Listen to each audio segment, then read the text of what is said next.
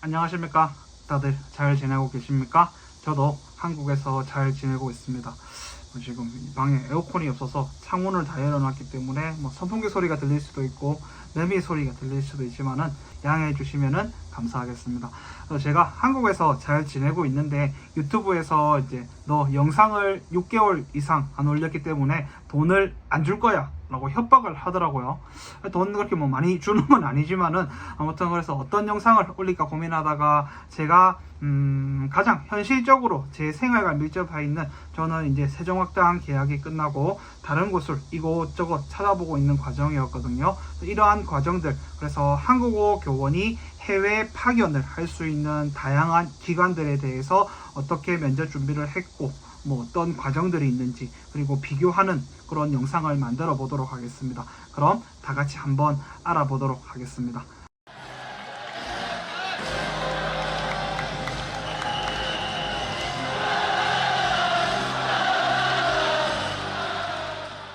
제 영상에서 제가 정말 중요하게 하고 싶은 이야기는 케바케, 케이스 바이 케이스라는 이야기를 먼저 드리고 싶습니다. 예를 들어서 우리 한국에 미국인들이 혹은 영미권 선생님들이 원어민 선생님으로 오는 에픽 프로그램이 있거든요. 그 에픽 프로그램에 대해서도 그 한 외국인이, 그 미국인이 한국에서 부산 정도의 대도시면 모르겠지만은 밀양을 가기도 하고 그 외에 더 작은 소도시를 가기도 합니다. 그래서 그 사람들의 의견이 틀린 거는 아니지만 또 일반화 할 수는 없잖아요. 그것과 마찬가지로 제가 갔던 곳이 그 기관의 특성을 말해주는 것을 제가 거짓말할 필요는 없기 때문에 거짓말을 하는 것은 아니지만 그것을 일반화 할 수는 없다는 것을 명심하시고, 그냥 저 사람은 저런 경험을 했구나, 저렇게 생각하는구나 정도로만 생각을 해주셨으면 좋겠습니다. 제가 바이블인 것도 아니고 정석인 것도 아니고 일개 작은 지역에 작은 학교에 갔을 뿐이니까 그것을 일반화하지는 마시고 그냥 이 사람은 이렇게 가서 이런 경험을 했구나, 이렇게 생각했구나 정도로만 알아주셨으면 감사하겠습니다. 자, 그럼 다 같이 한번 알아보실까요? 여러분들 보시면은 명품 시계, 명품 지갑 계급도라는 것이 있는 것처럼 제가 해외 파견 한국어 교원의 계급도를 한번 만들어 봤습니다. 가장 위쪽에는 KF가 있습니다. 올해 제가 이제 한국어 교원 1급도 받았겠다 해서 KF를 2번이나 지원을 했는데 다 떨어졌습니다. KF는 정말 넘지 못할 산인 것 같은데 또 주변에 아시는 분들은 어떻게 또 KF로 가시더라고요. 그래서 그 계급도상에서 한국어 해외 파견 한국어 교원 계급도에서 KF는 가장 높은 곳에 있다고 생각을 합니다. 그 다음으로는 세종학당과 국교원 직영이 있는데 세종학당은 다들 아시잖아요. 근데 국교원은 저도 제가 한국어 교원이 되고자 목표를 했을 때 세종학당 한번 가보고 싶다, 그 정도 생각해서 세종학당은 가장 좀 광범위하게 알려져 있는데 국교원은 국립국제교육원의 준말인데 국교원에서도 해외 파견 한국어 사업을 하고 있었습니다. 그래서 제가 이제 국교원 혹은 교육원이라고 할 건데, 국교원 사업에서는 국교원 직영으로 하는 곳이 있고 국교원에서 이제 외주를 줘서 부산 외국어대학교에서 하는 사업 정도가 있습니다. 국교원과 세종학당은 조금 비슷한 등급인 것 같습니다. 마지막 단계에서는 코이카가 있거든요. 그래서 코이카 같은 경우는 저는 지원을 해본 적이 없어서 이 영상에서는 다루지 않도록 하겠습니다. 그리고 KF를 가신 선생님들 중에서 조금 의견을 공유하고 싶으신 분들은 언제든지 기다리고 있겠습니다. 언제든지 연락을 해주시면은 제 영상을 통해서 혹은 서면을 통해서 KF에 대해서도 조금 더 많은 선생님께 알려드리는 기회가 있었으면 좋겠습니다. 그래서 KF, 세종학당, 국교원 직영, 국교원 부산외대점 이렇게 해서 4가지 정도는 표를 만들었거든요. 다 같이 표를 한번 보고 시작하도록 하겠습니다. 자, 다들 잘 들리시죠? 그러면은 제가 정리한 표를 기준으로 다 같이 한번 보도록 하겠습니다. 이렇게 보면은 KF, 세종학당, 국교원, 국립교육원, 직영, 그리고 부외대에서 외주를 준 거, 그렇게 나누어서 보도록 하겠습니다. 그래서 KF 같은 경우는 한국어 교원의 끝판왕이라고 생각이 듭니다. 정말 잘 돼 있고 정말 저도 가고 싶어요. 제발 좀 보내주셨으면 좋겠는데 아직까지는 기회가 안 됐습니다. 그리고 세종학당 같은 경우는 과도기적 단계인 것 같아요. 국내 한국어 교원을 제외하고 해외 파견 중에서는 그래도 가장 큰 기관이고 제 생각에는 그래도 좋은 기간이긴 한데 과도기적 단계이고, 그리고 여기가 이제 이사장님이 바뀌면서 그런 건지 아니면 세종학당 재단 자체가 무언가를 바뀌려고 그러는지 과도기적 단계에 있다 보니까 제가 갔을 때가 딱 과도기적 단계라서, 예를 들어서 저희가 이제 해외 파견을 가야 되면은 여행사를 통해서 항공권을 구매를 해야 되잖아요. 저는 운이 좋게 그런 항공사 여행사가 있어서 여행사를 통해서 왔지만은 다른 선생님들은 자기 돈 먼저 내고 나중에 이제 지급받는 방식으로, 물론 세종학당이 돈을 떼먹지는 않겠지만은 만약에 저처럼 수중에 현금이 없는 사람들은 그럼 공항 비행기를 탈 수 없는 거란 말이에요. 그런 과도기적인 단계에 있고 지금 뭔가 많이 변화를 하고 있는 과도기적인 단계에 있었습니다. 그래서 세종학당 같은 경우는 좋게 말하면은 자율방임적이라고 하지만은 깨놓고 안 좋게 말하면은 통제가 불가능한 수준으로, 워낙 세종학당 입장에서는 전 세계의 많은 학당을 어떻게 우리가 관리해 라고 이야기하겠지만은 오히려 되물으면은 그러면 너희들이 그걸 관리해야지 누가 관리할 거야 라고 말하고 싶을 정도로 통제 불능의 단계일 수도 있고, 좋게 말하면 자율방임형. 저는 그래서 이 자율방임형 단계가 좋다고 생각도 하긴 해요. 그냥 저랑 학당만 이야기만 맞으면은 출국하면 되는 거거든요.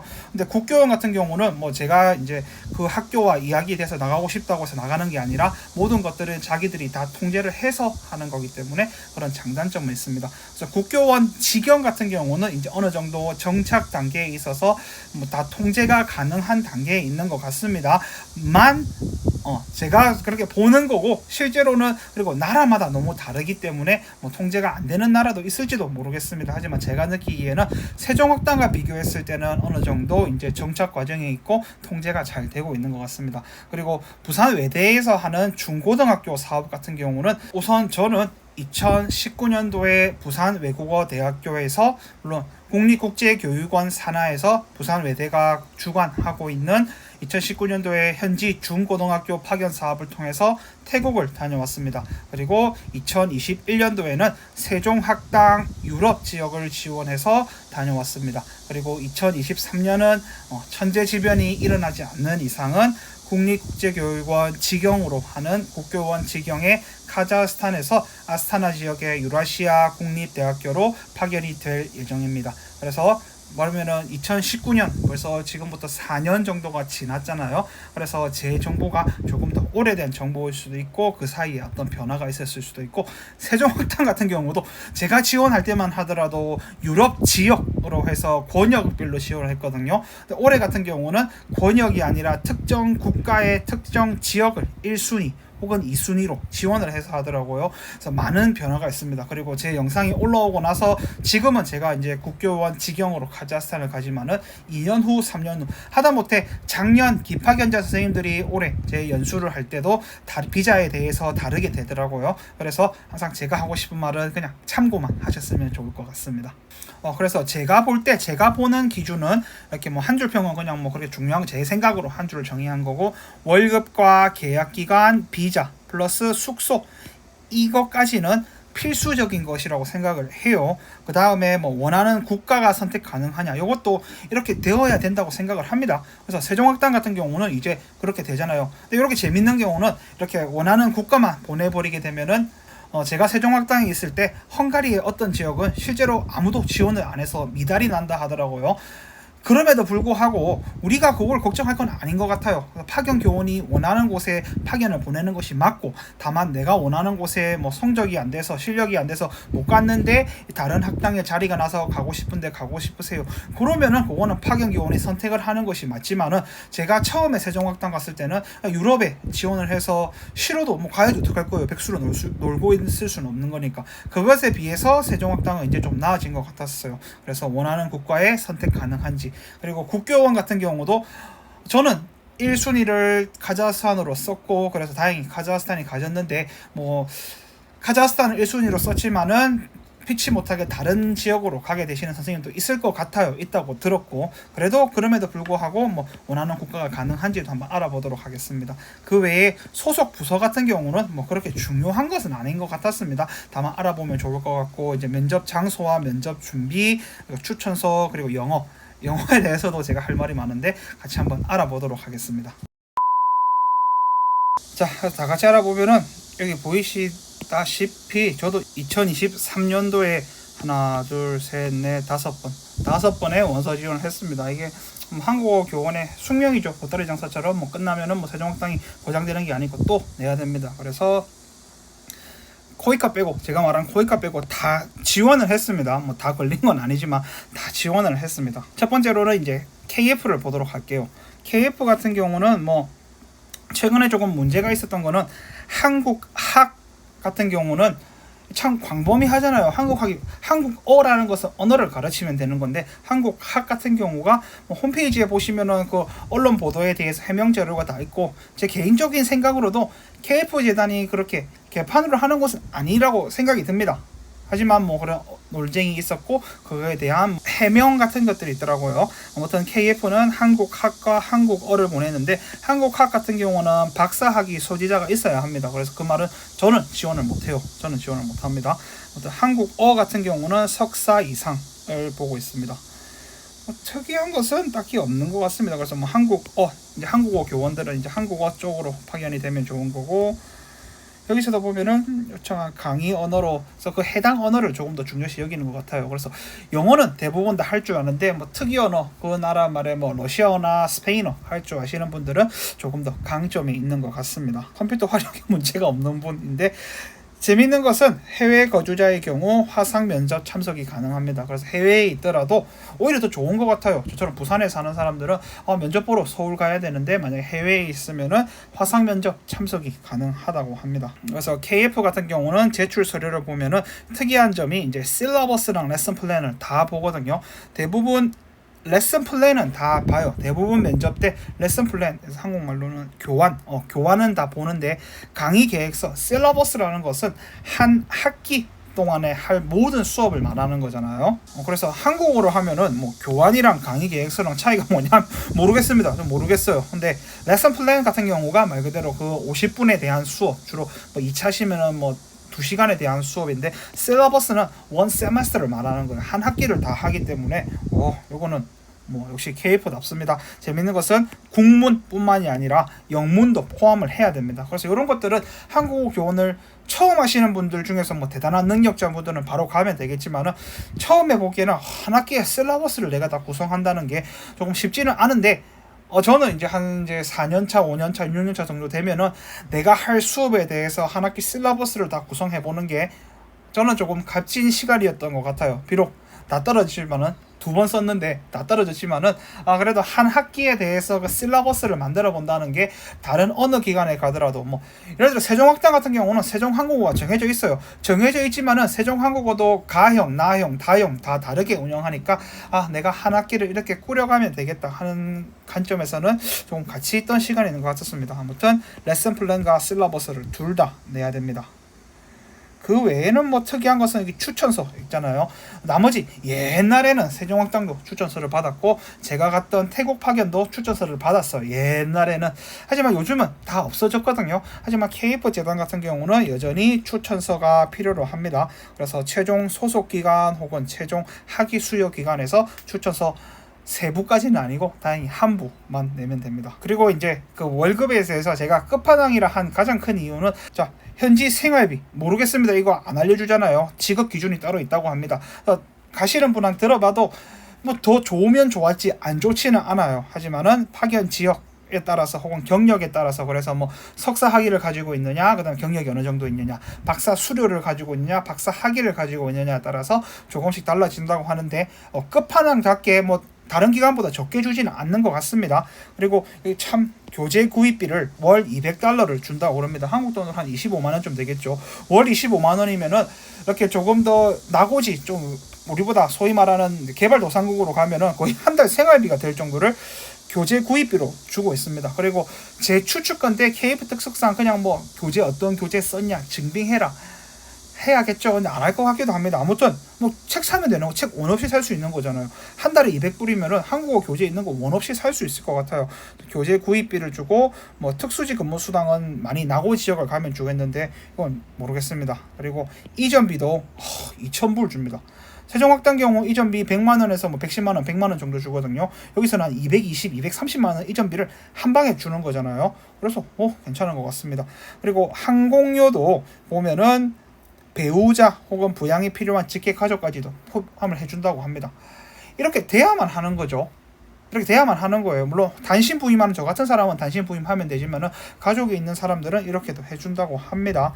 그 외에는 뭐 숙소도 파견 대학이 숙소 제공을 원칙으로 한다고 합니다. 그래서 숙소까지 보장을 해주고 항공료도 이제 배우자까지는 한 명을 보장을 해주고, 그다음에 이전비도 2,000불이나 준다고 그럽니다. 2,000불 주는 곳 없어요. 세종학당도 달러로 하면 1,000불, 한 900불 정도 주는 거고, 국립국제교육원은 이전비 없습니다. 그 외에 교재 구입비를 한 달에 20불 정도 준다는 것 자체가 참 부러운 것 같아요. 그리고 들어보면은 이 월급에 대해서는 6개월치를 나눠서 6개월마다 한 번씩 6개월 한 방에 준다고 그렇게 들었습니다. 다만 특이한 사항은 재밌는 게 KF 재단에서 선발을 하는 것이 아니라 국교원 같은 경우는 세종학당은 뭐 당연히 그렇게 하는 건데, 세종학당에서 선발을 했지만은 그 가는 유럽 지역은 대부분 대학에서 말하니까 대학에서 초청장을 주거든요. 그래서 하지만 대학이 선발하는 건 아니잖아요. 세종학당이 선발을 하는 거고 국교원이 선발을 하는 거고, 대학은 형식상 초청장을 보내주는 거지만은 KF 같은 경우는 초청 대학이 최종적으로 결정을 한답니다. 그래서 뭐 KF에서 제가 선발이 됐다고 해서 예를 들어 한 명 뽑으면은 2명 정도 KF에서 선발을 하면은 그 2명 중에 한 명에 대한 선발 절차는 초청 대학이 적격자를 판단을 한다고 합니다. 그래서 이런 것들은 조금 특이 사항이 있는 것 같습니다. 그래서 파견 기간을 보면은 뭐 스페인 같은 경우는 1년이고 대부분은 2년을 통째로 보장을 해줍니다. 그리고 기타 요건 같은 경우가 여기 보면은 어떤 학교는 뭐 스페인 언능 통자, 대부분 영어는 다 기본으로 깔고 가잖아요. 그래서 영어 외에 다른 지역에 가는 곳들은 뭐 그 나라 언어를 잘하면 좋을 것 같습니다. 여기 보면은 이제 강의 언어를 어떤 곳은 한국어로만 하는 곳이 있고 어떤 곳은 영어로만 하는 곳도 있는 것 같습니다. 그래서 강의 언어를 영어로 해버리면 영어를 못하게 되면 힘들겠죠. 그래서 면접을 볼 때도 그러니까 영어권 국가의 강의 언어가 영어인 사람을 보는 면접관의 태도와 강의 언어가 영어가 아닌 곳을 면접을 보는 면접관이 질문의 깊이가 조금 다르다고 합니다. 그래서 강의 언어가 영어인 분들은 조금 더 영어를 준비를 해야 되는 거고, 안 영어인 곳, 영어가 아닌 곳들은 뭐 그렇게 기본적인 것만 물어본다고 합니다. 그 외에 기타 요건들은 뭐 한 번씩 보시면 될 것 같습니다. 그 다음으로 이제 세종학당, 제가 다녀왔던 세종학당을 보면은 말 그대로 조금은 이제 과도기적 단계에 있는 것 같아요. 그래도 이제는 여행사가 있어서, 제가 거짓말을 하는 게 아닌데 대부분 여행사가 있어 왔어요. 저는 여행사를 통해서 잘 다녀왔지만은 제가 거짓말을 하는 게 아니라 제 아시는 선생님은 여행사가 없은 단 계약 종료됐대요. 아니 그러면 당연히 계약을 해서 파견 교원을 할 때 여행사를 통해서 여행이 아니고 파견 출국을 하게 해야 되는데, 그게 아니라 그냥 먼저 파견 교원이 돈을 지불하고 나서 나중에 페이백 해주는 식으로 한다고 합니다. 그게 옳지 않다고 생각을 해요. 또 세종학당은 욕하고 싶지는 않으니까. 하지만 한계점은 분명히 보입니다. 세종학당의 경우는 월급은 제가 요 이야기는 하는데, 월급 같은 경우는 달러로 지급하면은 달러 지급하는 게 조금 더 이득인 것 같아요. 그게 달라지잖아요. 근데 달러가 급격하게 떨어지질 않으니까 달러가 더 좋은 것 같아요. KF는 달러, 그다음에 국교원 부회대도 달러로 지급하고, 세종학당과 국교원 직영은 원화로 지급을 하고 있습니다. 원화로 지급하고, 이전비는 100만원, 110만원이 아니고 100만원, 제가 못한 것 같습니다. 이전비는 100만원으로 되어 있습니다. 그 다음에 월급 같은 경우는 급수에 따라서 달라져요. 그래서 급수는 제가 보도록 하겠습니다. 그리고 세종학당의 특이점은 현지어 학습비를 30만원씩 주더라고요. 그래서 30만원 한해서는 페이백 해주는 거죠. 제가 먼저 지원을 하고 쓰고 나중에 돌려주는 방식인데, 이 30만원이 어떤 국가에서는 충분한 돈이 될 수 있지만 어떤 국가에서는 뭐 어떻게 수업을 할 수 없는 그런 돈도 되긴 한데 30만원으로 고정입니다. 그리고 KF 같은 경우는 제가 4대 보험은 잘 모르겠어요. 하지만 세종학당은 4대 보험 가입을 해줍니다. 이게 당연한 거 아닐까요? 저도 당연하게 생각을 하고 살았는데, 국교원 직영을 가다 보니까 이런 것들은 봉사활동이라서 4대 보험 가입을 안 해준다고 합니다. 물론 4대 보험 가입을 안 하게 되면은 그 세금, 보험료가 적게 들고 월급을 다 주니까 더 이득일까요? 그래서 그렇다고 합니다. 아무튼 세종학당은 4대 보험은 당연히 국가에서, 나라에서 취업이라고 인정을 해줘요. 하지만 국교원 같은 경우는 취업이 아니라고 합니다. 봉사활동의 관점이기 때문에 뭐 4대 보험은 가입이 안 되지만은 세종학당은 4대 보험 가입을 해줍니다. 그리고 계약 기간 같은 경우는 통상적으로 2년을 봅니다. 그래서 1년 하고 그만두고 싶은 사람은 그만둬야 되는데, 저는 물어보지도 않더라고요. 그냥 당연히 2년 하는 걸로 그렇게 생각을 하는데, 뭐 이제 좀 체계화 되니까 1년 하고 더 하고 싶은 사람은 하든지 하겠죠. 그래서 비자 같은 경우는 뭐 KF는 알아서 해라, 돈도 안 준다. 대신에 다른 체재비를 세게 주잖아요. 그래서 이해는 가고, 세종학당도 비자는 뭐 학당이랑 너랑 알아서 해라. 대신에 돈은 청구하면은 돈은 줍니다. 그리고 숙소 같은 경우는 세종학당은 딱히 제공하지 않습니다. 그거는 파견교원이 알아서 해라, 돈 줄 테니까 알아서 해. 근데 숙소비를 더 주지는 않아요. 그래서 이전비에 월급 다 주고 여기서 알아서 해라, 그런 관점입니다.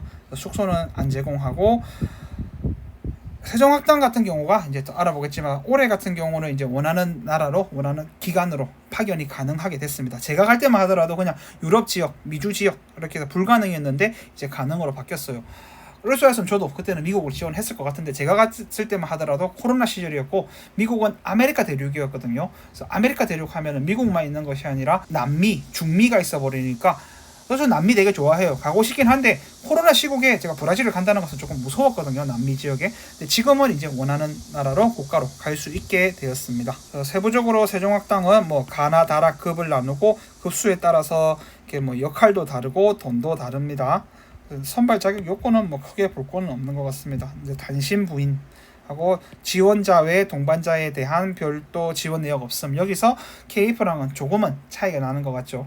그래서 보시면은 뭐 급수에 따라서 월급이 다릅니다. 그래서 세종학당이 재밌는 것이, 이제 가나 다락 급을 나누는 게 시간에 따라서 나누는데, 우선 뭐 월급은 이렇게 됩니다. 그래서 저 같은 경우는 이제 제가 파견 갈 때는 다급이었고 이제는 낮급이 되는 거고, 주거 지원비는 뭐 그 나라에 따라서, 물가에 따라서 다른데, 중요한 것은 처우 및 국외 물가 수준을 사전에 신중하게 고려하여 지원. 세종학당의 가장 큰 장점은 선진국에 갈 수 있다는 거예요. 뭐 KF도 보면은 뭐 간혹 선진국이 뭐 이번 올해 기준으로는 스페인 정도가, 근데 스페인이 우리보다 잘 사는, GDP가 높은 국가 이제 한번 찾아봅시다. 찾아보면 스페인이 뭐 우리보다 잘 GDP가 높지는 않잖아요. 혹자는 뭐 말합니다. GDP는 예를 들어 중국, 그러면 중국이 우리보다 잘 사는 나라냐? 하는 그 생각이 아니니까, 오케이, 그러면은 PPP를 한번 봅시다. 그래서 PPP를 봐도 뭐 스페인이 우리보다 잘 사는 나라는 아니잖아요. 그래서 KF 같은 경우도 우리보다 잘 사는 나라가 뭐 드물게 간혹 미국은 나오긴 하지만 전반적으로 볼 때는 잘 없었던 것 같습니다. 하지만 세종학당 경우는 우리보다 잘 사는 나라에 갈 수 있다는 가능성은 있어요. 하지만 잘 사는 나라에 갔다고 해서 월급을 더 주지는 않거든요. 물론 주거지에 따라서 10만원, 최대 20만원까지 늘어났더라 20만원 더 주는데, 런던에 사는데 20만원 더 준다고 달라지는 게 있을까요? 그래서 세종학당 파견 경우는 심지어 뭐 가급으로 간다고 하더라도 런던에 가면은 집 하나 사면은 끝나버리는 구조거든요. 워싱턴에 간다고 하면은 이 월급으로 우리 월급 다 때려 박아도 월급 400을 받는다고 한들, 한번 봅시다. 제가 만약에 가급이 되어서 270에 맥시멈 받는다고 쳐볼까요? 이러면은 특수지는 뭐 잘 사는 나라는 특수지는 안 줄 거거든요. 그러면은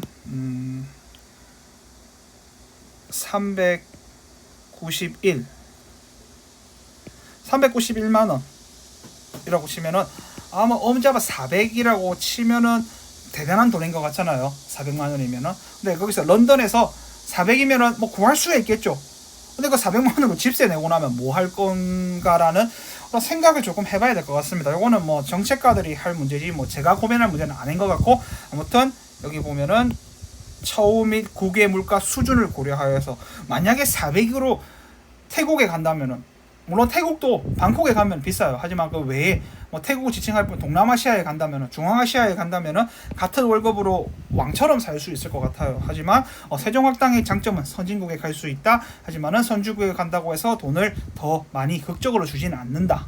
그다음에 세종학당 같은 경우는 이제 특별 가점을 노릴 수 있는 게 한국 문화 교육 관련 소재죠. 저는 태권도 단정히 초등학교 3학년 때인가 4학년 딴 건데 뭐 있더라고요, 다행히. 그래서 특별 가점, 그 외에 언어 같은 경우도 있는데, 아무튼 세종학당은 이제 2년 계약을 한다고 합니다. 제가 갔을 때만 하더라도 연장의 관점이었는데 이제는 그냥 2년으로 된 것 같네요. 그다음에 특이점은 세종학당은 40시간 일반 회사원 근무라고 해서 수업은 15에서 20시간을 하지만은 그 외에도 학당에 앉아 있어야 되는 그런 관점인 것 같아요. 그리고 세종학당은 조금 잔인하게 하는 게 출퇴근 앱을 찍게 하거든요. GPS를 통해서 그 학당에 출근을 했으면 출근을 찍고, 퇴근을 했으면 퇴근을 찍고, 그래서 이 40시간을 채우도록 합니다. 당연하다면 당연한 거겠지만은 무슨 족쇄도 아니고 40시간을. 그래서 이거에 대해서는 항상 저는 뛰는 놈 위에 나는 놈이 있거든요. 그래서 이 40시간을 물론 채워야 되죠. 채워야 되는데 뭐 족쇄처럼 하고 있어야 되냐라는 것에 대해서는 제가 하고 싶은 이야기는 항상 뛰는 놈 위에 나는 놈이 있다. 저처럼 태클을 좋아하는 사람한테는 족쇄라고 세종학당이 채워준 것이 오히려 날개가 될 수도 있긴 한데 아무튼 40시간 근무를 하셔야 됩니다. 세종학당 이제 급수 산정에 대해서는 가나다라급이 있는데 이거에 대해서는 저도 과거에 제 블로그에 글을 썼는데 재밌어요. 세종학당 같은 경우는 이제 시간은 카운팅, 강의 시간은 카운팅하면 되는 건데 연수에 대해서는 일수로 나누거든요.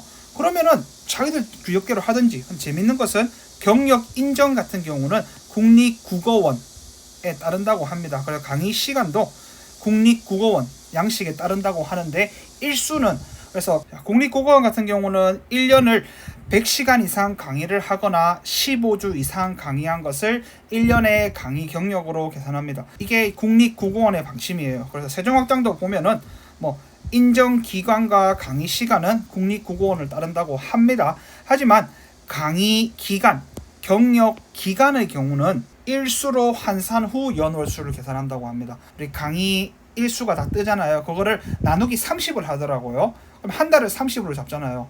그러면은 1년을 365일까지 안 잡, 1년을 365일에서 5일 빼면은 365에서 주말 빼면은 340으로 잡는 거잖아요. 그러면은 확 줄어듭니다. 저도 그래서 제가 갈 때 당연히 내가 나급이 되는 줄 알았거든요. 근데 한 7일인가 8일 차이로 다급이 되더라고요. 저는 7, 8일인데 어느 쌤은 1, 2일 차이로 되던데 그걸 명확하게 공지를 해줬으면 좋겠어요. 다 되어 있습니까? 선생님들도 보시고 파악하시면 되는데 다행히 올해 지원할 때는 따로 이제 특유의 엑셀 파일을 주더라고요. 그 엑셀 파일에 입력을 하면은 정확한 일수가 산정이 됩니다. 하도 요거 때문에 말이 많았는지 모르겠는데 올해 기준으로는 저희가 지원을 할 때 엑셀 파일을 하나 더 주고 그 엑셀 파일에 우리가 넣으면은 인정되는데 아무튼 국립국어원에서 생각하는 1년 우리가 한국어 교원 승급할 때 생각하는 1년의 기간과 세종학당이 생각하는 1년의 기간은 많이 달라요. 세종학당의 1년은 거의 한 340일 강의를 해야 그거를 1년으로 여기고 있는 것 같습니다. 그리고 또한 요거는 승급과도 똑같은 관점인데 한국어를 가르친 것만 시간을 가르치는 거지 한국 문화를 가르친 것은 승급에서도 그거는 빼버리고 세종학당을 가르칠 때도 한국어 교육을 가르치는 거지 한국 문화에 대해서는 뺀다는 말도 있습니다. 그래서 그것도 한번 선생님들이 꼭 확인을 해보셔야 될 것 같습니다. 그리고 세종학당은 20시간, 15에서 20까지는 이제 한국어 강의를 해야 되고 학사 행정 및 현장 지원 업무를 해야 된다. 이걸 이렇게 족쇄까지 걸어 놓을 일일까요? 대부분 한국어 가르치는 게 한국 문화가 좋아서 가는 건데 이렇게 족쇄까지 해 놓아야 될지도 모르겠습니다. 그리고 재밌는 것은 그죠. 대부분 저 같은 유럽 같은 경우도 대학에서 근무를 한다고 해도 교수 직위가 아니므로 별도의 직위를 사칭할 경우 징계 및 파견이 지도된다고 합니다. 이런 경우가 있었으니까 이런 말을 해놨는데 이렇게까지 해야 되는가? 여기는 좀 차이점이 그죠. 봉사활동이 아닌 근로기준법에 따른 직업에 해당되므로 라고 합니다. 그래서 국교원 같은 경우는 봉사활동이에요. 그래서 4대 보험을 안 넣어주는데 세종학당은 봉사활동이 아니라 근로를 한다고 생각을 합니다. 그래서 4대 보험을 넣어줍니다.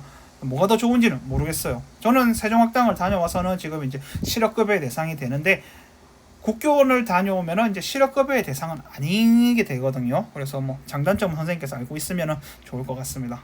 세종학당 같은 경우는 베트남 볼 때마다 자격 기준 보고 놀랍니다. 이번에는 좀 그래도 양호한데 이 보면은 한국어 3년에 석사까지 가지고 있어야 된다고 합니다. 학사일 경우 5년. 유독 베트남만 경력을 3년의 석사라고 보는데 미국 같은 경우는 보면은 미국 어디 갔노? 미국은 그냥 없습니다. 안 봅니다. 영어만 우대할 줄 아니다.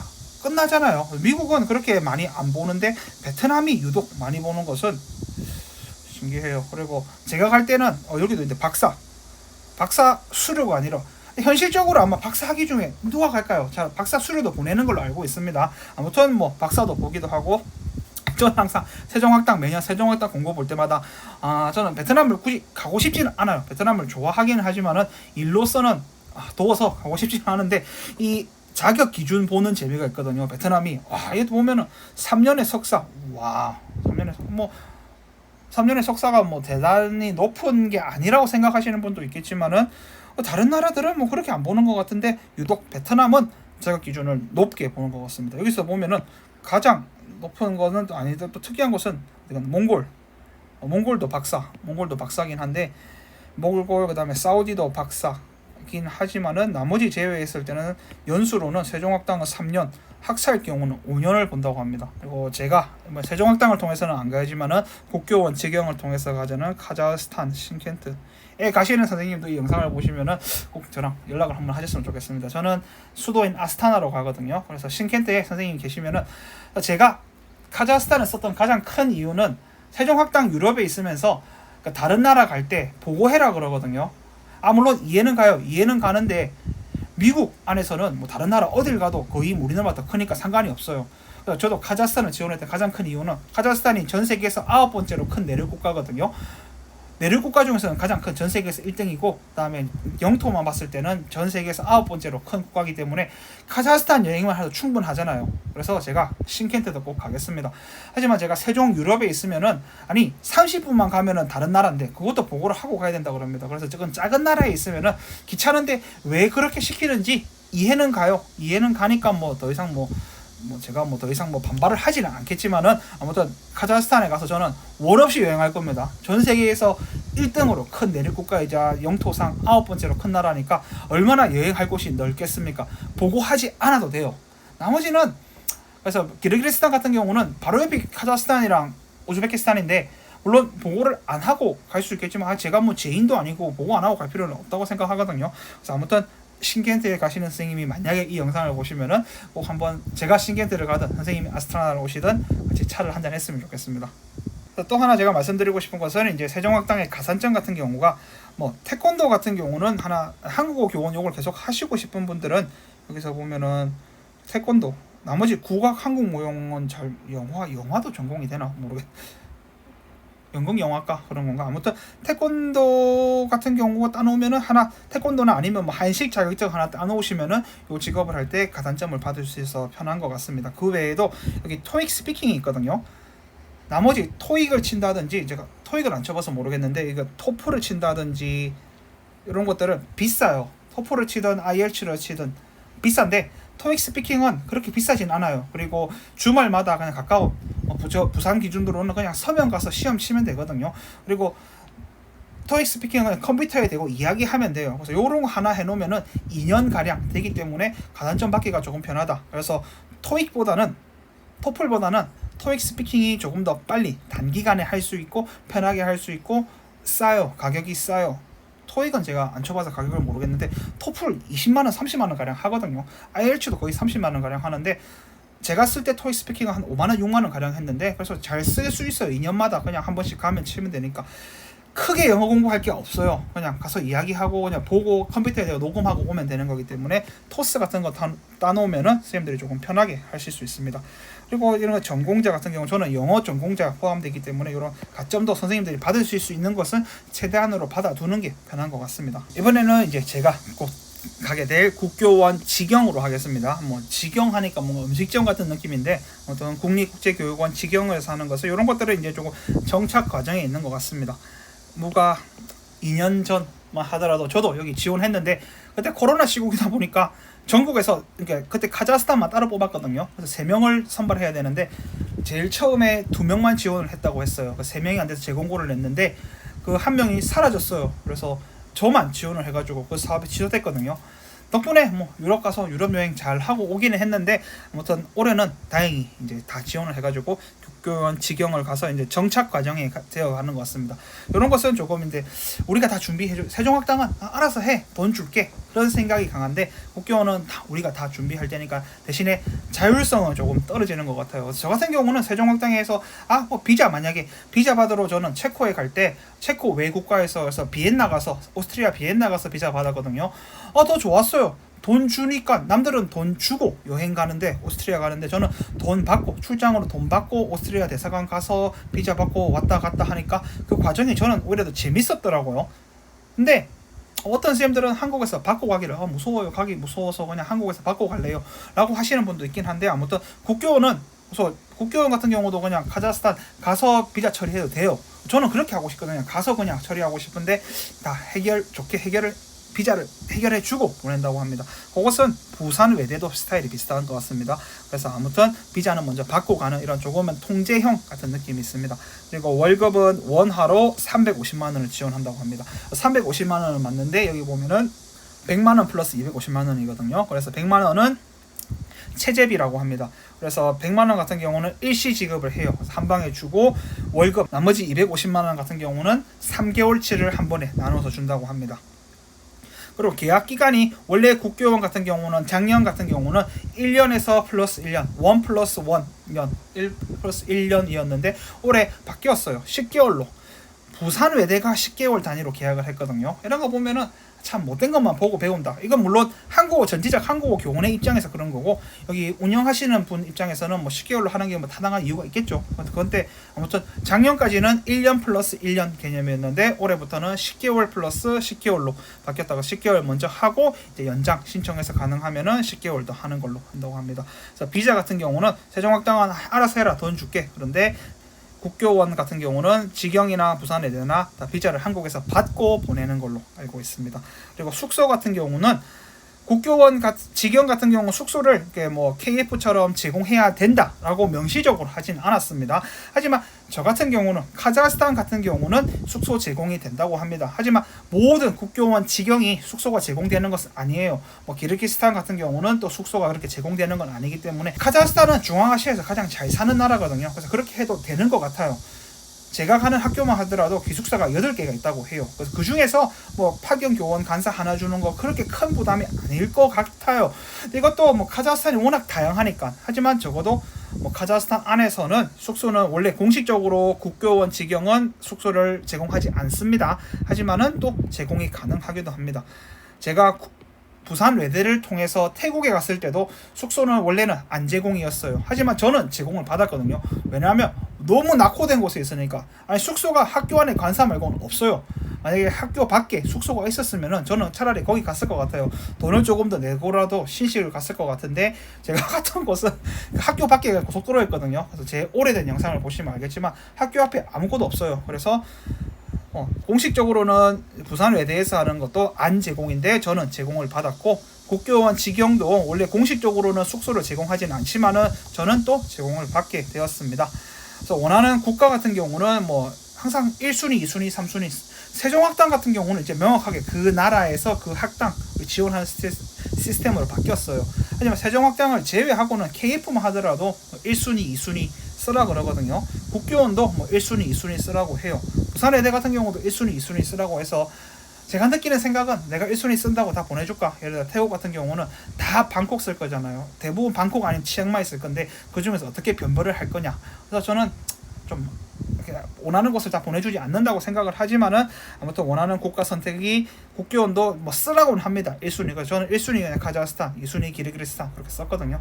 다행히 뭐 카자흐스탄이 가지긴 했습니다. 세부적으로 한번 국교원 직영에 대해서 알아보도록. 그래서 국교원 발음도 어려운데 교육원 직영 같은 경우는 이렇게 뭐 한국어만 보내는 게 아니라 실제로 다른 과목도 계시더라고요. 뭐 신기했어요. 그래서 저는 실제로 다른 과목도 보냅니다. 이게 미술을 세르비아 제가 있던 세르비아가 있더라고요. 그래서 세르비아에서 미술 선생님도 가시고 과학 선생님도 가시고 이걸 어떻게 가르칠까 하는데 그거는 뭐 제가 고민할 문제는 아니니까 아무튼 국교원 직영에서는 다른 과목도 보낸다.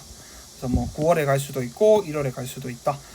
파견 기간은 12개월 이내로 참 말 장난 재밌게 하는데 그래서 작년까지는 12개월이었고 올해는 10개월로 바뀌었다고 합니다. 여기 보면은 이제 영어로 수업 가능한 자라고 하잖아요. 그래서 실제로 나중에 보겠지만은 수업 시연할 때 영어로 합니다. 그래서 여기 보면은 여기서 이제 필수 자격 요건에 보면은 석사, 학사. 그래서 석사인 경우는 대부분 대학에서 근무를 하는 걸로 알고 있습니다. 그래서 저 같은 경우도 이제 카자흐스탄에서 이제 석사 이상이니까 유라시아 국립대학으로 가거든요. 그 외에는 월급은 350만 원인데 여기 보면은 지원비 플러스 체재비는 계약 기간 10개월이면 10개월 한 방에 다 주는 거고, 지원비는 3개월 단위로 나누어서 준다고 합니다.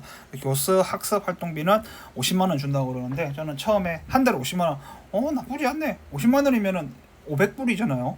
나쁘지 않네는데, 아니, 한 번 50만 원 준다고 그럽니다.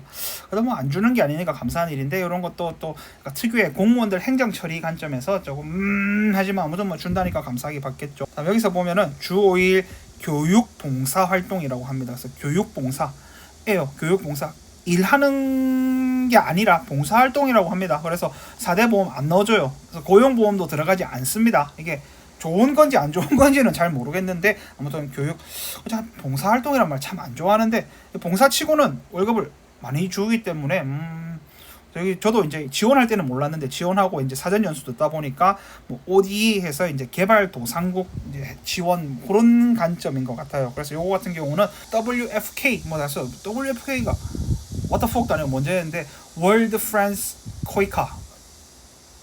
월드 코이카 관련 연수도 조금 듣게 돼서 코이카랑 비스무리한 그런 관점인 것 같습니다. 그리고 세종학당 같은 경우는 그래서 이제 방학이다, 그래서 속된 말로 논다, 그때는 놀 계획서 뭐하고 놀았나 그런 걸 내야 되고 나머지는 내지 않아도 되는데, 이거 국교원 직영 같은 경우는 한 달 단위로 그 홈페이지에 카페에 뭘 했는지 간단하게 올리고 분기 단위로 무엇을 했는지 올려야 된다고 합니다.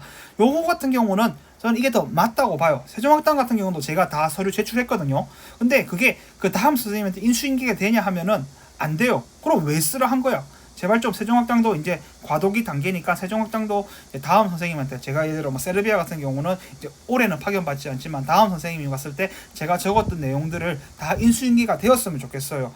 그거 자신이 없으면은 국교원처럼 그냥 카페 하나 만들어서 거기에 적어 놓으면은 그 다음 사람들이 볼 수 있잖아요. 그러니까 충분히 그거는 저희가 기록을 해둬야 돼. 기록을 해두고 다음 쌤에 전개가 돼야 되는데, 세종학당 같은 경우는 그게 안 되기 때문에 계속 밑빠진 독에 물 붓기 하는 관점인데, 여기 같은 경우는 그 카페에 해놓기 때문에, 근데 제가 가는 곳은 처음 파견되는 곳이라서 더 이상 정보를 얻을 수는 없지만 그래도 그 국가에 대한 정보는 얻을 수 있잖아요. 그래서 그런 것들은 조금 잘 되어 있고 체계가 잘 잡혀져 있는 것 같습니다. 특이점 같은 경우는 이거는 수업 시연 영어로 합니다. 그 다음에 면접도 영어 지지로 합니다. 그래서 수업 시연 전부 다 영어로 하고 수업 계획서도 영어로 썼어요. 이것에 대해서는 근데 한국어뿐만이 아니라 다른 과목도 다 영어로 냈을 건데, 유독 한국어과에서는, 저는 국어과에서 반발이 크겠죠. 한국어랑 국어랑 관계가, 영어랑 한국어의 관계와 영어와 국어의 관계 중 어떤 언어가 더 밀접할까요? 저는 영어라고 봐요. 왜냐면 한국어 자체가 전 세계의 언어학에서 다루는 언어 중에 하나가 한국어일 뿐이라는 생각인데, 이렇게 말하면 돌 맞겠죠. 국어 선생님들은 되게, 아무튼 수업 시연 자체도 다 영어로 하고 수업 계획서도 영어로 제출을 해야 됩니다. 이게 옳고 그름을 제가 정한 게 아니잖아요. 그래서 그렇게 하겠답니다. 그리고 실제로 사전 연수 같은 경우도 60% 이상이 교실 영어에 쓰이거든요. 그래서 아무튼 영어를 해야 됩니다. 그래서 영어는 가장 중요하게 보고 있는 것 같습니다. 실제 면접을 할 때도 면접관이 대부분 3분이 앉아 있으면은 2분은 한국어로 물어봤는데 한 분은 대놓고 영어로 물어보더라고요. 그래서 수업 자체를 영어로 하는 게 장단점이 있는 것 같은데, 이게 선택권을 주는 게 아니잖아요. 선택권을 주는 게 아니라 그렇게 해라 그러면은 그렇게 해야지 어떻게 할 거겠습니까? 그래서 특이점은 영어로 해야 된다. 마지막 단계로 이제 국교원 부회대 이제 직영점 반대말이 직영점 반대말이 분점. 그래서 국교원에서 하는 건데, 이제 직영으로 하는 게 있고 부산 외대에 외주를 준 게 있는데 달러로 지급하고, 이거는 제가 갔을 때, 태국 갔을 때만 하면은 이제 한국에서 6개월 단위로 체재비를 주었고, 나머지 월급을 현지 학교에서 현지화로 태국 돈으로 한 달에 한 번씩 월급을 조금 돈을 받고, 현실적으로는 체재비가 가장 큰 돈이거든요. 큰 돈인데 저처럼 좀 시골에 간 사람들은 학교에서 주는 현지 학교 월급만으로도 생활이 가능할 정도로 줍니다. 금액은 제 블로그에 보시면 적어놨고 제가 다 까먹었거든요. 모르겠어요. 근데 아무튼 2개 시스템으로 줍니다. 한국에서 체재비로 6개월 단위로 큰 돈을 주고, 나머지 월급은 그 학교에서 교무실에 가서 캐시로 받았거든요. 그런 걸로 줍니다. 그리고 올해 보니까 특이한 게 이제 경력교사 수당이 생겼더라고요. 그래서 경력교사 수당도 주고 있고, 계약 기간도 여기서도 이제 10개월 하고 10개월, 여기서는 아마 10개월 플러스 10개월 플러스 10개월 총 3년까지로 알고 있는데, 저도 떠난 지 하도 오래돼가지고 이거 보면은 부에 대해서 10개월 하는 거를 이제 직영점이 보고 배웠다는 그런 생각이 드는데, 아무튼 뭐 10개월 플러스 10개월 플러스 10개월까지로 알고 있습니다. 그래서 비자 같은 경우도 뭐 해결해서 보냈어요. 저 태국 갈 때만 하더라도 다 해결해가지고 보내서 조금 더 편하기는 편했습니다. 그다음에 숙소도 뭐 안제공인데 뭐 제공해주는 곳도 있다. 원하는 국가는 여기도 순위를 적으라고 하는데, 뭐 순위를 적으라는 것도 있고, 그다음에 뭐 태국 안에서는 그 도시를 적으라고 하는데, 저는 뭐 원하는 곳이, 그래서 다시 선택하라면은 저는 마살라칸 갈 것 같아요. 하지만 그때는 몰랐으니까, 모르면은 뭐 방콕 치앙마이 밖에 쓸 수 없는데 쓴 곳은 안 보내줬다. 그래서 세부 목록을 잠깐 보겠습니다. 여기서는 이제 현지 초중등학교만, 대학 기간은 가지는 않고 초중등학교만 갑니다. 그래서 여기 보면은 헝가리까지 있었어요. 헝가리도 우리나라보다, 전 세계에서 우리나라보다 잘 사는 나라가 많이 없으니까. 근데 헝가리에 있는 곳은 되게 특이했거든요. 그리고 베트남도 보면은 하노이 하이퐁이면 되게 좋은 곳이라서 여기는 좋은 곳을 보낸다. 비슈케크도 수도고, 타슈켄트도 수도고, 비엔티안도 수도고, 마닐라는 수도는 아닌 것 같은데, 수도인가? 아무튼 여기서 특이사항은 국교원 직영 같은 경우는, 예를 들어 제가 세르비아의 한국어 쌤들을 알고 계시니까 그분들이 연장을 했으면은 공고 자체를 내지를 않아요. 근데 부회대 같은 경우는, 일단 제가 알기로는, 제가 정확하게 내부인이 아니어서 모르겠지만은, 이렇게 만약에 베트남에 3명을 뽑는다고 했을 때 실제로 신규 교원을 3명을 뽑는 게 아니라 거기서 연장되는 사람은 고려하지 않고 공고를 내는 걸로 알고 있거든요. 이런 것들은 선생님께서 한 번 더 꼭 확인해 보실 필요가 있는 것 같습니다. 저는 잘 모르겠어요. 잘 모르겠는데, 제가 알기로는 국교원 같은 경우는 바로 카운팅이 되니까, 세르비아의 한국어 선생님들 계신데 그분은 연장이 되면, 이번에 아예 세르비아는 공고를 안 냈잖아요. 근데 부산 외대에서 하는 같은 경우는 연장된 선생님도 일단은 공고를 내는 걸로 알고 있기 때문에, 그거는 물어본다고 알려줄지도 모르겠지만은 미리 마음의 준비를 하고 계시는 것도 하나의 방안이 될 수 있는 것 같습니다. 여기서도 보면 뭐 토익 스피킹 하니까 뭐 토익 스피킹 하면 되는데, 저기는 뭐 한국어 교육 강의 경력자 점수 주고, 전공이 한국어 교육이면은 점수를 또 주고, 그다음에 관련 학위 소지자, 그다음에 토익, 현지어는 한국 문화도, 태권도, 저 태권도 딱 2단이 있거든요. 그래서 태권도 있는 것도, 근데 국악, 한국 모역, 한식도 한번 따봐야 될 것 같고, 해외 체류에 대해서도 저 교환학생 1개월 이상 갔다 왔거든요. 이런 것도 가산점을 주거나, 여기 특이점은 이제 가급으로 하면은 이제 경력교사, 가급으로 선발된 교원은 경력 수단을 돈을 더 준다 합니다. 보면은 150불, 한국 돈 한 20만 원 가량을 더 준단 말이죠. 그래서 가급, 낙급을 나누어서 경력 수당을 지급한다. 제가 갈 때 이런 게 없었던 것 같은데 이제 생겼습니다. 여기서는 이제 특이 사항이 뭐 2개교 순회 교육을 해야 된다, 뭐 이런 것들이 있고, 요르단은 남자 고등학교 파견 이중으로 뭐 그렇다고 합니다. 여기서 보면은 생활 지원비는 다 같잖아요. 이거 한국 돈은 한 200만 원 가량 되는 것 같은데, 1,000원, 만원, 10만 원, 100만 원, 200만 원 가량인데, 헝가리는 이제 주거 지원비를 1,000원, 만원, 10만 원, 한 10만 원 정도 더 준다. 그래서 헝가리 같은 경우, 게다가 부다페스트 가면은 될지 모르겠는데, 아무튼 뭐 이렇게 주는 겁니다. 그래서 계산해 보면은, 제가 만약에 간다고 지원해서, 그래도 여기는 또 정착 지원비를 1개월당 1,000원, 만원, 10만 원, 12만 원 정도 더 준다고 하네요. 정착 지원비도. 그 다음에 가급 되면은 150불 더 주는 거. 그렇구나. 여기까지가 제가 세부적으로 알아본 거고, 조금 더 이제 보면은 여기서 제가 안 봤던 부분이, 이제 소속 부서 같은 경우가 이제 어디 소속이냐인데, 이제 KF 같은 경우는 이제 독자 재단인 것 같아요. 그래서 알아서 하겠다라는 기점이고, 이제 세종학당 같은 경우는 문화체육관광부 소속이에요. 그래서 한국문화원 같은 소속이에요. 세종학당들은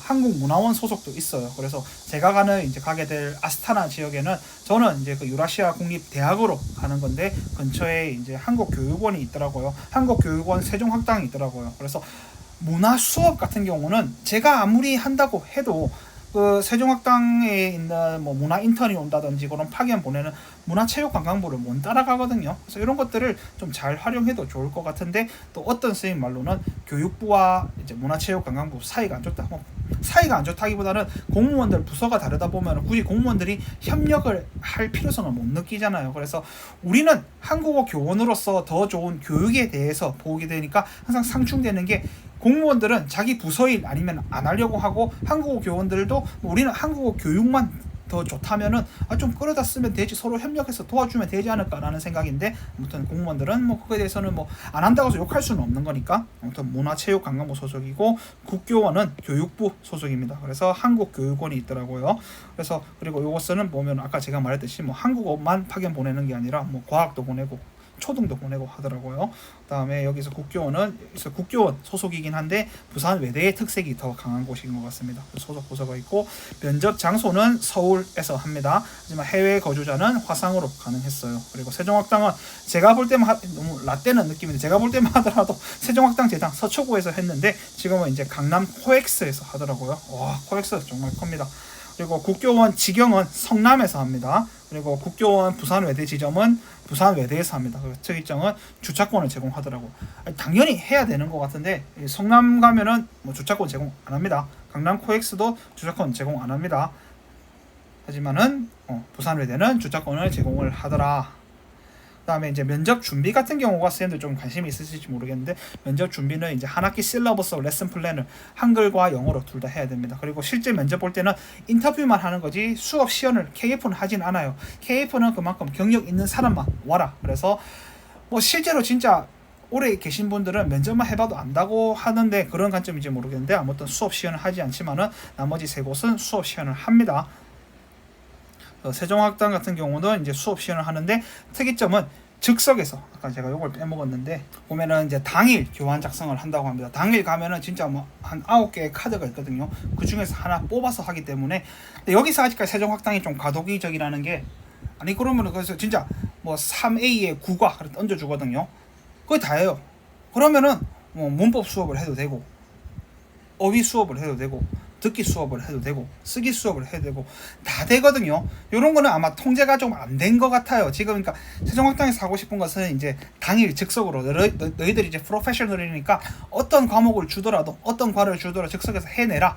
그런 걸 강조하는 건 알겠는데, 아마 면접 보는 사람들도 곤욕일걸요. 어떤 사람들이 아니 그럼 뭐 어휘 수업만 해버리면, 그래서 일반적인 통상적으로 이제 한국어 교원의 면접이라고 그러면은 문법 수업을 50분 하는 걸로 보거든요. 목표 문법을 줘야 되는데, 세종학당 같은 경우 이번에 면접 보러 가니까 진짜로 과만 3A에 9과 예를 들어 얹어줘 버리거든요. 어쩌라고. 그래서 저는 그냥 문법 수업 했어요. 문법 수업 하는 게 가장 무난한데, 근데 문법 수업뿐만이 아니라 어휘 수업을 할 수도 있는 거잖아요. 세종학당 경우는 이제 특이한 상황이, 이제 작년부터 이제 그렇게 이제 재작년이죠. 재작년부터는 이제 강의 당일날, 그 전에는 알려주지는 않았고, 그 전에는 이제 뭐 몇 과의 목표 문법을 알려줬거든요. 몇 과만 알려주더라도 거기에 목표 문법이 있잖아요. 근데 올해 같은 경우는 물론 그 과를 던져준다는 것은 그 안에 목표 문법을 수업을 하는 게 통상적인데, 이것도 뭐 제가 너무 여기 오래 있다 고인물이 되다 보니까, 이제 신규로 세종학당 혹은 신규로 한국어 교원을 시작하시는 분 입장에서는 아니 왜 문법 수업만 해야 돼? 어휘 수업도 해야 되는 거 아니야? 라고 하면은 할 말이 없어요. 맞아요. 그렇게 맞아요. 근데 저는 제 기준으로는 문법 수업이 가장 편하니까, 세종학당이 항상 그렇게 해왔으니까 그렇게 한 건데, 아무튼 강의 당일날 이제 목표 과만 던져줍니다. 그럼 거기에 대해서 수업을 해야 됩니다. 그리고 수업할 때는 당연히 당일날 정해지다 보니까 PPT 사용은 할 수 없습니다. 그리고 수업 시연도 해야 되고, 그 다음에 교원 직영 같은 경우는 미리 이제 수업 레슨 플랜을 구성해서 뭐 목표 문법을 정해서 하면 되고요. 그 다음에 PPT 사용은 하지 않는다고 합니다. 그리고 좋았던 점은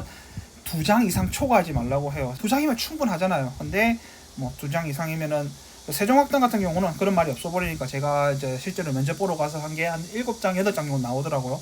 뭐 많이 써야 될 거 아니야, 불안하니까. 근데 국교원 같은 경우는 미리 해서 2장 정도 미래로. 그리고 PPT 사용을 하지 않는데, 부외대 같은 경우도 이제 서류 면접을 합격하게 되면은 목표 문법을 알려주더라고요. 여기서는 뭐 특정과 특정 교재를 지칭하지는 않아요. 대신에 목표 문법을 정해주면은 그거에 대해서 PPT를 사용해야 되고, 수업 지도안도 7장 내외로는 좀 많이 써야 되더라고요. 그다음 PPT를 만든다는 것이 실제로 수업 시연하는 입장에서는 PPT를 하는 게 더 편해요. 왜냐하면 PPT 보고 하면 되니까. 근데 또 다른 한편으로는 귀찮잖아요. 그거 만들려면 얼마나 신경이 많이 써요.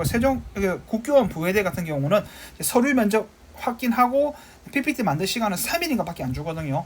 아니 뭐 3일이면 충분한 시간이긴 한데, 아무튼 PPT를 사용 가능한 뿐만이 아니라 PPT를 먼저 제출하라고 해요. 그 말은 만들어란 말이죠. PPT 제출해라 했는데 전 PPT 안 쓰겠습니다 라고 할 수는 없으니까. 아무튼 부산외대 같은 경우는 PPT를 작성해서 만들어서 수업 시연을 해야 된다. 국교원 직영 같은 경우는 PPT 없어도 된다 했습니다. 그 다음에 추천서 같은 경우는 KF 같은 경우는 추천서가 필요했고, 나머지 기관들은 2023년 기준으로 추천서를 필요로 하지는 않았습니다. 그리고 영어 같은 경우는 이제 제 다음 유튜브 영상이 이제 한국어 교원과 영어 입장인데, 영어가 영국의 모국어일까요? 영어가 미국의 모국어일까요?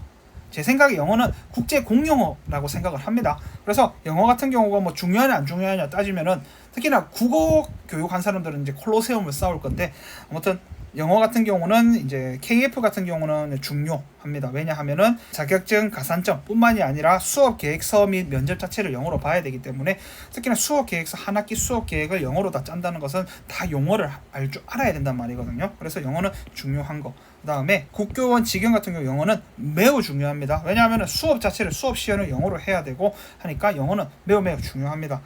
그리고 인터뷰도 영어로 해야 되니까 중요합니다. 나머지 뭐 세종학당이나 이제 부회대 같은 경우는 뭐 자격증 가산점 정도만 있으니까 뭐 그렇게 중요하지 않다라고 생각할 수도 있는데, 이렇게 4개 기준으로 보면은 2개는 중요하다 보고 2개는 그렇게 중요하지는 않지만은 영어에서 나쁠 게 없잖아요. 그런 관점에서 있습니다. 그리고 한국어 교원과 영어, 한국어 교원에게 영어가 중요한가 라고 하는 것은 제 다음 영상이긴 한데, 제 기준으로 영어는 국제 공용어입니다. 그리고 한국어가 소중하고 대단하고 과학적이고 대단한 언어 맞아요. 저도 반대하진 않아요. 하지만은 세계 여러 가지 언어 중에서 하나의 관점인 거잖아요. 세계 여러 가지 언어 중에서 한국어가 영어와 중국어와 러시아보다 더 많이 중요한 언어일까요? 라고 생각하는 관점에서는 조금 다른 관점인데, 그건 다음에 제가 영상을 통해서 이야기하도록 하고, 아무튼 영어는 중요하다. 특히나 국교원 직영은 대놓고 그냥 수업을 영어로 해라고 합니다. 수업 시연을 영어로 하기 때문에 매우 중요하다. KF 같은 경우도 강의 언어가 영어를 요구하는 학교들은 면접을 볼 때 영어를 더 많이 중요하게 볼 거기 때문에 중요하다. 그래서 뭐 영어 같은 경우는 한국에 계시면 토익 스피킹 하나 따놓으면 편한 것 같습니다. 그리고 면접을 볼 때 대부분 다 면접관이 3명이 앉아 계십니다. 3명에서 한 분은 교과교육, 국어 관련 지식, 한국어 관련 지식을 물어봤으면 좋겠는데, 대부분 다 국어 관련 지식을 물어보더라고요. 저는 국어 교사가 아닌데, 아무튼 뭐 교과교육 관련 지식, 현지 적응, 그리고 제가 볼 때는 항상 제일 들어가서 오른쪽에 계신 분은 이제 국어에 대해서 물어봅니다. 그리고 제일 왼쪽에 계신 분은 뭔가 생활 전반에 대해서 물어보고, 가운데 앉아 계신 분은 그 기관에 일하시는 분인 것 같아서 그분은 교육자가 아닐 수도 있는 것 같아요. 하지만은 그 행정 처리를 하는 거나 그런 것들을 물어보더라고요. 그래서 3분이 항상 앉아 계셨습니다. 여기까지가 제가 이제 한국에 돌아와서 다양한 보따리 장수로서 여기 보따리 던져놓고 여기 보따리 넣어보고 할 때 어떤 경험들을 공유하도록 했습니다. 어떻게 선생님들이 이제 한국어 교원으로서 해외 파견 교원을 지원하는데 조금이라도 도움이 됐으면 좋겠습니다. 그리고 분명히 제가 말하는 것은 한 지역 말했잖아요. 한국에서 예를 들어 원어민 강사가 영어 교사가 한국에 왔을 때 어떤 강사는 대구에 가고, 어떤 강사는 부산에 가고, 어떤 강사는 서울에 가고, 어떤 강사는 밀양에 가고, 어떤 강사는 뭐 전남에 가겠는데, 그들의 말이 다 틀린 건 아닌데 그들의 말 하나하나가 한국을 대표하냐 하면은 아니 뭐 틀린 건 아닌데 너무 과잉 일반은 아니야. 한국은 틀린 건 아닌데 뭐 대표할 수는 없지 않을까 하는 입장처럼, 제가 본 것들이 제 눈으로, 제가 제 유튜브 구독자들에게 거짓말을 하고 싶지는 않아요. 거짓말을 하지는 않았습니다. 하지만 그것을 과잉 일반화는 하지 않았으면 좋겠습니다. 그리고 언제든지 제가 말한 것 중에서 틀린 거 있으면은 댓글 달아주시면은 제가 수정을 하도록 하겠습니다. 제가 다음 영상은 이제 한국어 교원과 영어를 해야 되는데 언젠간 하겠죠. 혹은 제가 이제 카자흐스탄에 날아가서 방송을 하게 될지는 모르겠지만, 그때까지 다들 건강하게 지내셨으면 좋겠습니다. 안녕히 계세요.